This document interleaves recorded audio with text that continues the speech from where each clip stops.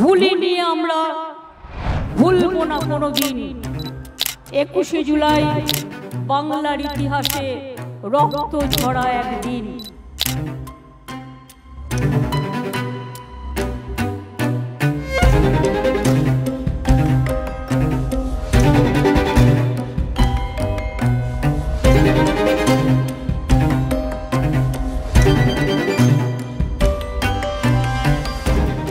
রাত পোহালেই 21শে জুলাইয়ের মেগা সমাবেশ।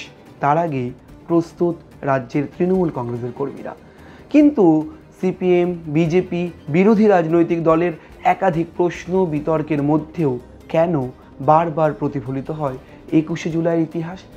21শে জুলাই কেন, কি হয়েছিল আমরা প্রায় প্রত্যেকেই জানি।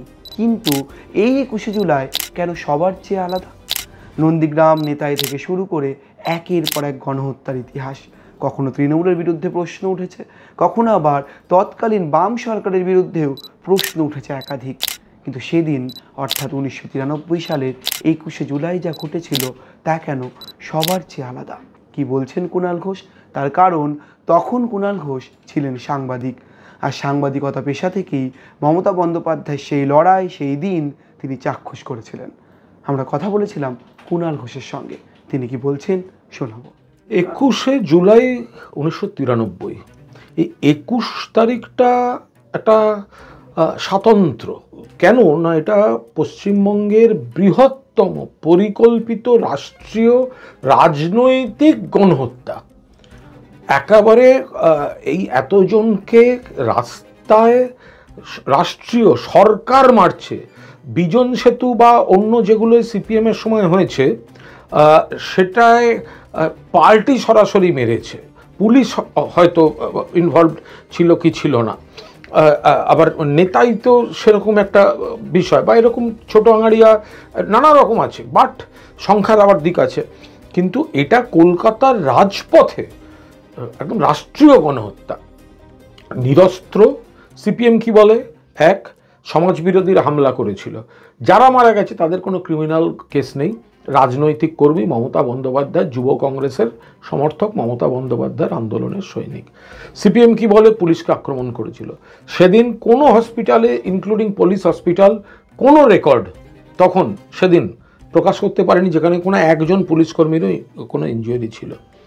তিন, সিপিএম বলে পুলিশ মারতে চায়নি, পুলিশ প্রত্যেকটা বডিতে মেরেছে, শূন্যে গুলি চালায়নি, মাথা থেকে পায়ের মধ্যে 14 জনকে গুলি করে মেরেছে। সিপিএম কি বলে?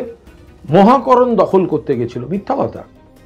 তার কারণ ওখান দিয়ে মমতা বন্দ্যোপাধ্যায় মিছিল নিয়ে, মানে কিছু লোক মানুষ হয়েছিল, জিপিওর পাশ দিয়ে গেছেন, কিন্তু মমতা বন্দ্যোপাধ্যায় বলেছিলেন রাইটার্সের দিকে কেউ তাকাবে না, ওদের আমরা ঘেন্না করি। আর সেদিন যত মানুষ ছিল, যদি যেত ও কেউ ঠেকাতে পারত না।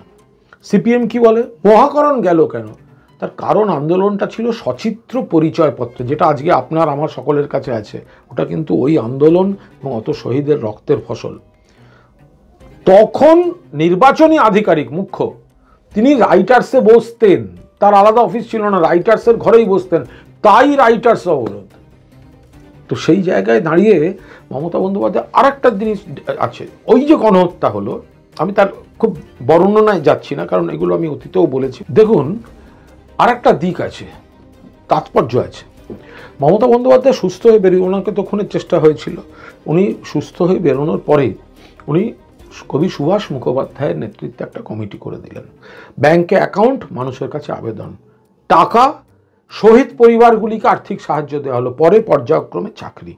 এই শহীদদের পাশে দাঁড়ানোটা, শহীদদের পরিবারের পাশে দাঁড়ানোটা, এটা কিন্তু মমতা বন্দ্যোপাধ্যায়ের রাজনীতির একটা বাড়তি গুরুত্বপূর্ণ দিক। আজও কিন্তু ধর্মতলার মঞ্চে শহীদ পরিবারের প্রত্যেকে থাকেন, প্রত্যেকটি পরিবার থেকে মানুষ থাকেন। আর এই তারিখটিকে, অর্থাৎ 21শে জুলাই, এটাকে বাংলার রাজনীতিতে একটা ক্যালেন্ডার করে দিয়েছেন, ক্যালেন্ডারের একটা তারিখ করে দিয়েছেন মমতা বন্দ্যোপাধ্যায়, যেটার উপর দাঁড়িয়ে বাংলার রাজনীতি একটা গতি প্রকৃতিটা তার ভরকেন্দ্র হয়ে থাকে। এই প্রবল জনসমুদ্র, যার থেকে আরও বাড়তি কনফিডেন্স পান মমতা বন্দ্যোপাধ্যায়, এবং যখন ওনার একজন মাত্র এমপি কয়েকজন মাত্র এমএলএ, সিপিএমের বৈজ্ঞানিক রিঙিংয়ে নির্বাচনী সাফল্য আসেনি, তখনও কিন্তু মানুষের উপস্থিতি বুঝিয়ে দিয়েছে যে এই লড়াইটা থাকবে এবং এই লড়াইটা মমতা বন্দ্যোপাধ্যায়কে সামনে রেখেই লড়াই, এবং মমতা বন্দ্যোপাধ্যায় এগিয়ে চললে বাংলা সঙ্গে থাকবে।